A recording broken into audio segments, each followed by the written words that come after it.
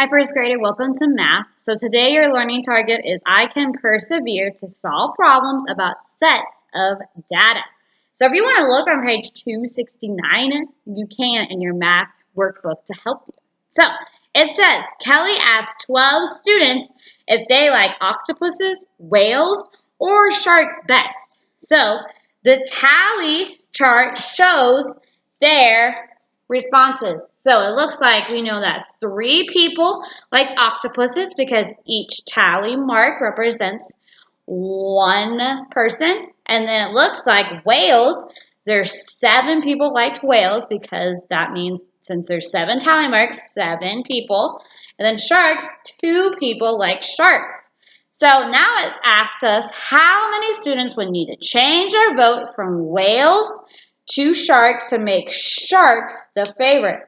So we're going to complete this new chart to explain. So I know that there are 7 whales, but I want to make sharks my favorite. So what I need to do is I need to take 1 away. Oh, so I added 1 more into sharks, but whales are still popular. So I'm going to take another 1 away. Oh, but whales are still popular, so I'm going to take 1 more away. And then I now have 5 sharks and 4 whales. So here is what my new thing looks like. So how many did I take away? I did have 7 whales. I had 7 whales. And then how many did I take away? Because now there's only 4 whales left. So what is 7 minus 4? If you said 3, you are correct. So 3 students need to change their vote to sharks. All right, great job. All right, let's keep going. Okay. Now, it asks us, Sarah asked 15 people if they liked football or baseball. So 1 more person chose football than chose baseball. So how many people chose each sport? So what would the tally chart look like? But first, what are we asked to find? We are asked to find how many people chose football and how many people chose baseball. And then what do we already know? Well, Sarah asked 15 people which sport they liked. 1 more person chose football than baseball. So what's my plan for solving this problem? Well, you can think about what I know and think about what I need to find. So what does it mean to have a plan for solving the problem? Well, it means to think about the steps I will use to solve it. And then what is a plan that you could use to solve this problem?